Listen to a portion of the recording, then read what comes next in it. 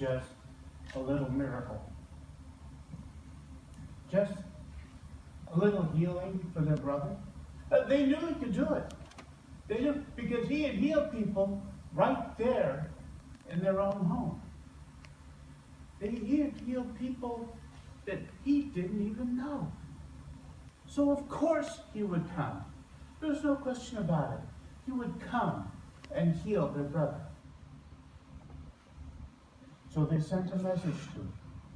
A very simple message. Lord, look, the one you love is sick. Now a certain man was ill, Lazarus of Bethany, the village of Mary and her sister Martha. It was Mary who anointed the Lord with ointment and wiped his feet with her hair, whose brother Lazarus was ill. So the sister sent to him, saying, Lord, he whom you love is ill.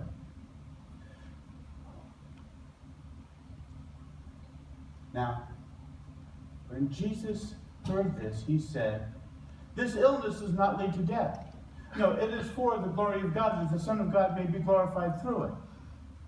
Now, Jesus loved Mary and her sister and Lazarus.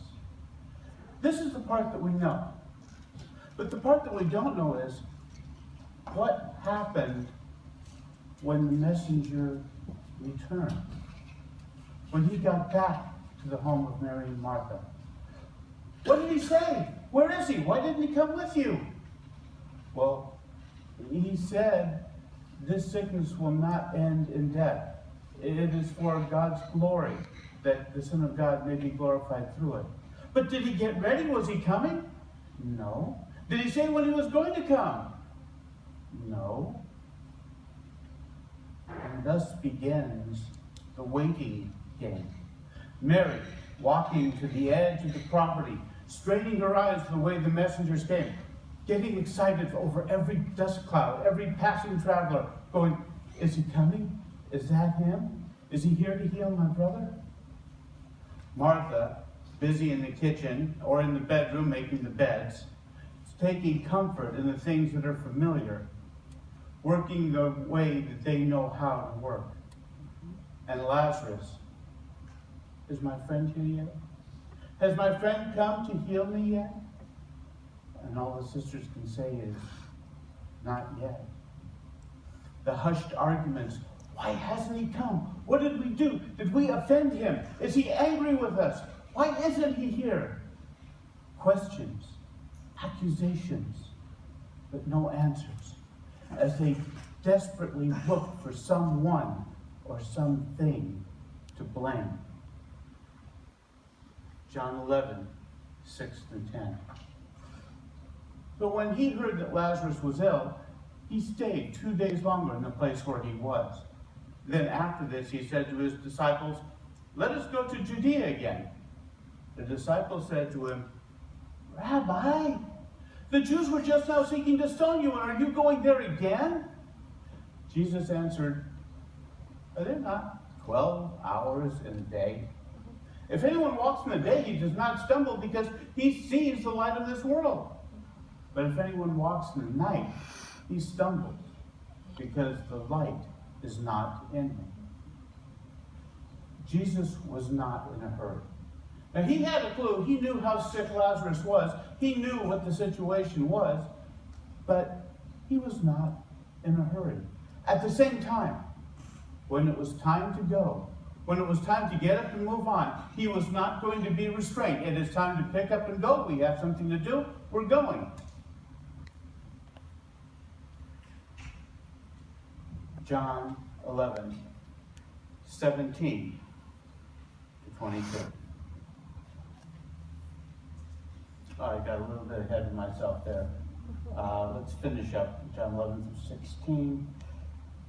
After this he added, our friend Lazarus has fallen asleep, but I am going there to awaken him. The disciples replied, Lord, if he has fallen asleep, he will recover.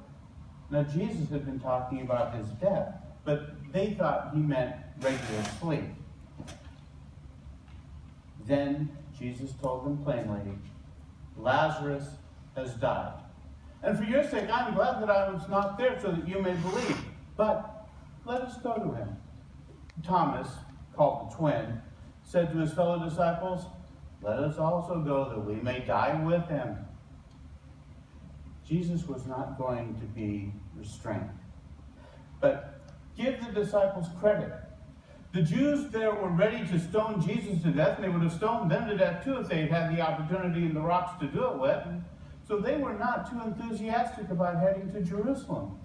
But as I said, Jesus was not going to be held back when it was time to do something. And to be honest, the disciples were probably having a little bit of a hard time right here. You see, 2 days ago, Jesus told the messengers and the disciples, this sickness will not end in death.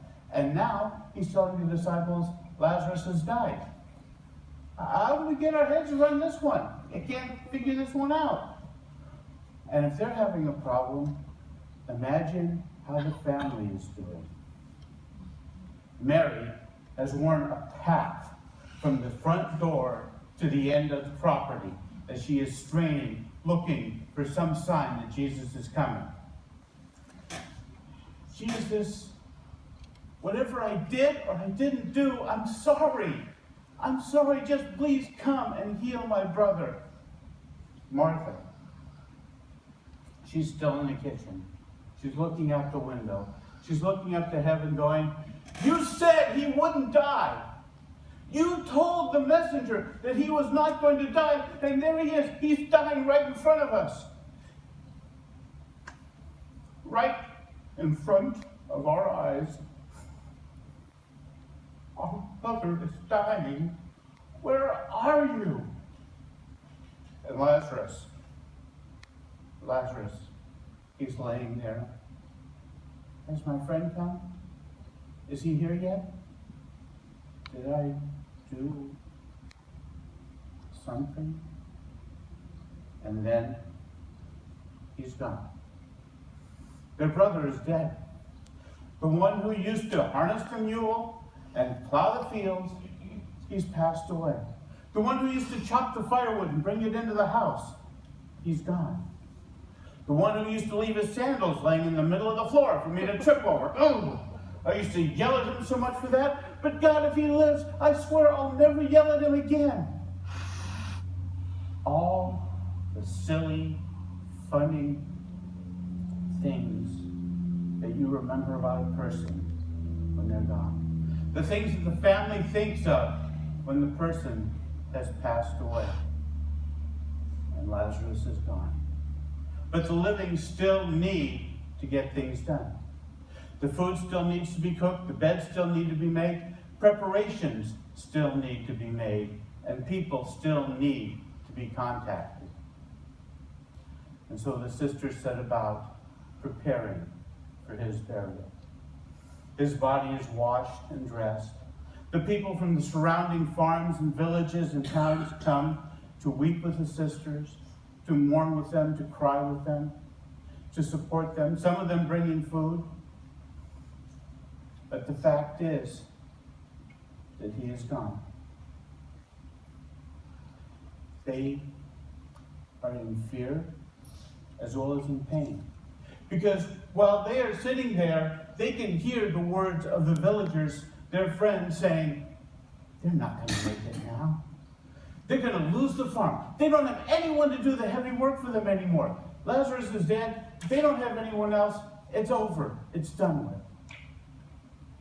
And the first day and the second day pass. The third day, Mary has no longer started going down to the end of the property. No, she just goes to the tomb. And then she's at the tomb. She's not just crying there. She's listening. And she's hoping that somehow, some way, she will hear something that tells her that we buried him too soon and he's still alive. Hoping against hope. And that her brother is alive on the other side of the rock. And she'll hear something and they'll get that out of the way. Martha stays busy in the kitchen, continuing her comfort in the familiar, talking to the friends and neighbors. 17 to 22.